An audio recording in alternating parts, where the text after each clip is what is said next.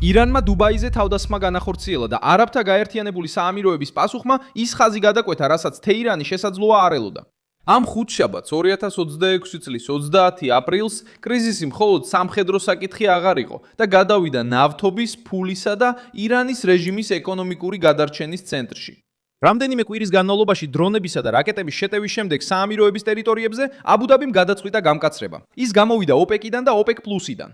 მან გააძლიერა თანამშრომლობა შეერთებულ შტატებთან და ისრაელთან და დაიწყო ირანის მიერ სანქციების ასარიდებლად გამოყენებული ფინანსური ქსელის წინააღმდეგ ბრძოლა. ამ ყველაფერს მალე გეტყვი, მაგრამ ეხლა დირჩევ გამოიწერო არხი, რომ ყოველთვის ინფორმირებული იყო, მიიღო ინფორმაცია რეალურ დროში, საუკეთესო ჟურნალისტური ხარისხით, რაც კი ოდესმე გინახავს მიუსონალვეს ნიუსის სანდოობის სტანდარტით. ყველაზე მკაცრი გადაწყვეტილება აბუ-დაბიში იქნა მიღებული. მთავრობამ გამოაცხადა, რომ 2026 წლის 1 მაისიდან დატოვებს ოპეკს, რითაც დაასრულებს ნავთობის ჯგუფთან ხანგრძლივ კავშირს და მიიღებს თავისუფლებას აწარმოოს საკუთარი ინტერესების მიხედვით. პრაქტიკაში ეს პირდაპირი გზავნილია. ირანის თავდასხმებისა და ჰორმუზის სრუტეში დაძაბულობის შემდეგ ემირატები აღარ სურთ დარჩნენ სტრუქტურაში, სადაც ირანს ჯერ კიდევ აქვს პოლიტიკური სივრცე. ოფიციალურმა განცხადებამ ეს ნაბიჯი წარმოადგინა როგორც ეროვნული ინტერესის, ენერგეტიკული უსაფრთხოების და ბაზრის მოთხოვნებზე უპასუხოდ რეაგირების შესაძლებლობის დაცვა, კარტელის შეზღუდვების გარეშე. ეს ნაბიჯი მთელ ყურეს ეხება, რადგან ემირატები უბრალოდ რიგითი მწარმოებელი არ არიან. ქვეყანას მნიშვნელოვანი წონა აქვს გლობალურ ბაზარზე, სტრატეგიული პორტები და ძლიერი კავშირები ვაშინგტონთან. როცა აბუ-დაბი ოპეკს ტოვებს, ეს მხოლოდ ბარელებზე არ არის საუბარი, ეს გახალ დარღვეული ნდობა. ძველი რეგიონული წესრიგი, სადაც მთავრობები ცდილობდნენ თეირანთან თანაცხოვრებას, რათა თავიდან აეცილებინათ ღია განხეთქილება, დაიწყო დაშლა მაშინ, როცა ირანმა ეკონომიკური ცენტრები, აეროპორტები და ენერგორესურსების მარშრუტები ზეწოლის ობიექტად აქცია. მიზეზი კი თავდასხმებშია. ირანს, შეერთებულ შტატებსა და ისრაელს შორის ომის დაწყების შემდეგ ემირატებმა დაიწყეს ხეს ირანის ტერიტორიიდან მომავალი დრონებისასა და რაკეტების ტალღებთან გამკლავება. ემირატების თავდაცვის სამინისტრომ განაცხადა, რომ 6 აპრილს მათმა თავდაცვითმა სისტემებმა ირანის მიერ გაშვებული 12 ბალისტიკური რაკეტა, 2 ფრთოსანი რაკეტა და 19 დრონი გაანეიტრალეს. აბუ-დაბის ინფორმაციით, თავდასხმების დაწყებიდან უკვე 519 ბალისტიკური რაკეტა, 26 ფრთოსანი რაკეტა და 2210 დრონი იქნა განეიტრალებული. ადამიანური დანაკარგიც მძიმე იყო, 221 დაჭრილი და 10 დაღუპული მშვიდობიანი მოქალაქე დუბაი ამ ცვლილების სიმბოლოდ იქცა. ქალაქი ყოველთვის წარმოედგინებოდა როგორც ფუფუნების, ბიზნესისა და უსაფრთხოების ვიტრინა, მაგრამ ომმა მისი მძიმე მხარე გამოავლინა. დამოუკიდებელი ანგარიშები მიუთითებდნენ ინციდენტებზე სენსიტიურ ზონებში, მათ შორის საერთაშორისო აეროპორტის მიმდებარე ტერიტორიაზე, ფუჯაირას პორტსა და ხალხმრავალ შენობებში. გამოძიებამ გადაამოწმა ვიდეოები და სატელიტური სურათები, რომლებიც ასახავს ზიანს სტრატეგიულ ობიექტებზე და აღნიშნა, რომ ზოგიერთი შემთხვევა ხელისუფლების მიერ უფრო მსუბუქად იყო წარმოდგენილი. გოლფის ქვეყნებისთვის გზავნილი ნათელი იყო. ირანმა სცადა შიშის გამოყენება ემირატების ეკონომიკური წარმატების შესაფერხებლად. თეირანის ლოგიკა სახიფათო იყო. აშშ-ის ხელმძღვანელობით განხორციელებული საზღვაო ბლოკადის და ეკონომიკური სირთულეების ფონზე რეჟიმმა სცადა ომის ხარჯების გავრცელება.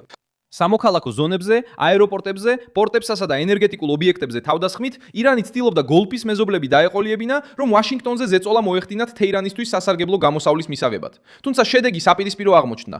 უკან დახევის ნაცვლად მოხვა უფრო მკაცრი რეაქცია. საჰაერო თავდაცვის მზადყოფნა, მოკაკავშირეებთან თანამშრომლობა, ოპეკიდან გასვლა და შეტევა თეირანის პარალელურ ფინანსურ სისტემაზე. ეს ფინანსური სისტემა რეჟიმისთვის სასიცოცხლოდ მნიშვნელოვანია. წლების განმავლობაში ირანი იყენებდა ფიქტიურ კომპანიებს, საზღვარგარეთულ ანგარიშებს, ვალუტის გადამცურებლებსა და ფარულ ოპერატორებს, რათა სანქციების მიუხედავად ფული ემოძრავებინა. შეერთებული შტატების ხაზინამ 28 აპრილს გამოაცხადა სანქციები 25 ორგანიზაციისა და ფიზიკური პირის წინააღმდეგ, რომლებიც დაკავშირებულნი არიან ირანის პარალელურ საბანკო არქიტექტურასთან. ვაშინგტონის თქმით, ეს ქსელი ხელს უწყობდა ათეულობით მილიარდი დოლარის გადატანას, რომელიც დაკავშირებული იყო სანქციების თავიდან აცილებასთან, ნავთობის არალეგალურ გაყიდვასთან, რაკეტებისთვის ნაწილების შეძენასთან და ირანის მოკავშირე ჯგუფებისთვის ფულის გაგზავნასთან. ეს არის ის ნაწილი, რომელიც ყველაზე მეტად აშფოთებს თეირანს. რაკეტის გაშვება შესაძლებელია წუთებში, მაგრამ ფინანსური ქსელის შექმნას წლები სჭირდება.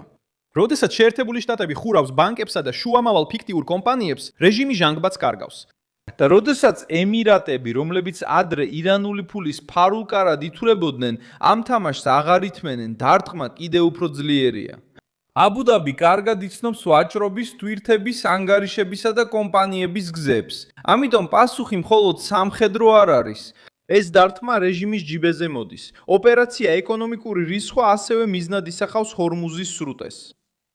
აშშ-ის ხაზინამ გააფრთხილა, რომ კომპანიები და ინსტიტუტები, რომლებიც ირანის მთავრობის ან ისლამური რევოლუციური გვარდიის მიერ გემების გასავლელად დაწესებულ გადასახადებს გადაიხდიან ან გადახდას შეუწყობენ ხელს, შესაძლოა სანქციებს დაექვემდებარონ. ეს გაფრთხილება თეირანის მცდელობას ეხება, საერთაშორისო მარშრუტი შანტაჟის იარაღად აქციოს. ყურის რეგიონი ამ გასასვლელზეა დამოკიდებული, მაგრამ ირანიც მასზეა დამოკიდებული. როდესაც რეჟიმმა სხვებისთვის კარის დახურვა სცადა, მან საკუთარი თავის დახრჩობა დაიწყო. ნავთობი ამ გაჭირვებას აჩვენებს. კარგის კუნძული, ირანის მთავარი საექსპორტო ტერმინალი, ირანული ნავთობის გატანის ცენტრალური წერტილია. შეერთებული შტატების საზღვაო ბლოკადის შემდეგ, რომელიც აპრილის შუა რიცხვებიდან დაიწყო, ნავთობის დიდი ნაწილი დაგროვდა. ალ-ჯაზირას მიერ მოყვანილი მონაცემები აჩვენებს, რომ ბლოკადის შემდეგ ირანის მარაგები მნიშვნელოვნად გაიზარდა და 20 აპრილს სატვირთო აუზები დაახლოებით 64%-ით იყო სავსე.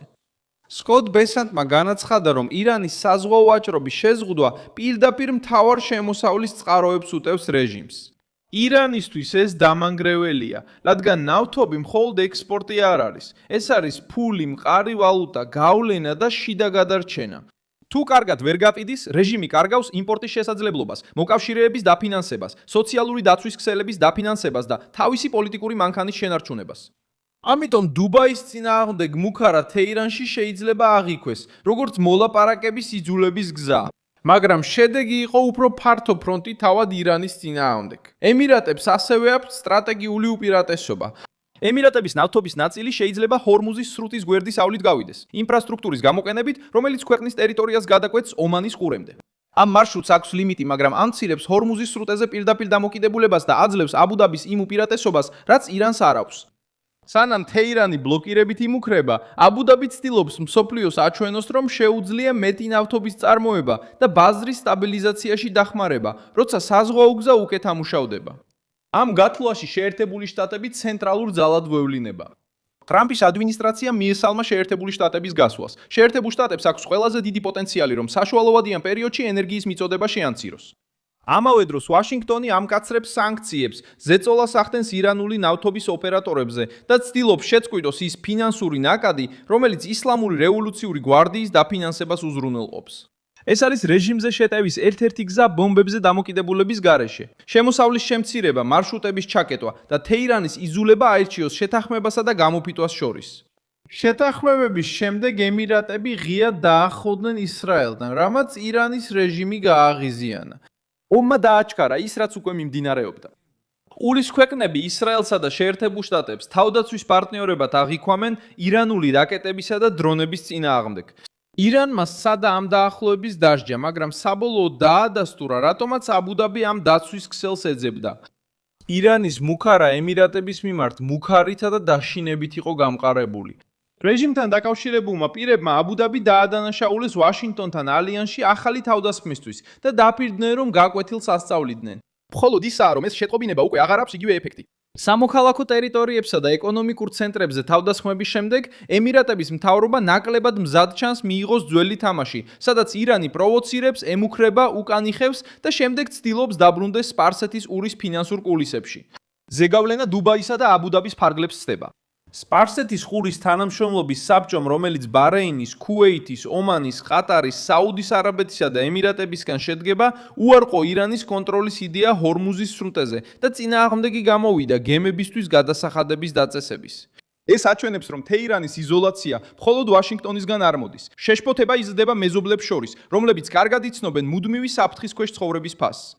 საბოლოოდ დუბაიზე თავდასხმა შეიძლება ირანის რეჟიმის სტრატეგიული შეცდომა ყოფილიყო. ირანმა სცადა ემირატების დაშინება, მაგრამ გამოიწვია რეაქცია, რომელიც ზუსტად იმ ადგილს ურტყამს, სადაც რეჟიმი ყველაზე მოწყვლადია. აბუ-დაბიმ გადაკვეთა პოლიტიკური ხაზი, რომლის გადაკვეთაც თეირანს არ სურდა. ის გამოვიდა ოპეკიდან, გაამკაცრა კონტროლი პარალელურ ქსელებზე და აჩვენა, რომ ირანული მუქარების მოთმენის ეპოქა მოჩვენებითი სტაბილურობის სანაცვლოდ დასასრულს უახლოვდება. დალაიქე ეს ვიდეო, გამოიწერე არხი და ბოლოს გადახედე კომენტარებს, რომ კიდევ უფრო მეტად ჩაერთო მილსონიანო ალვესის საზოგადოებაში.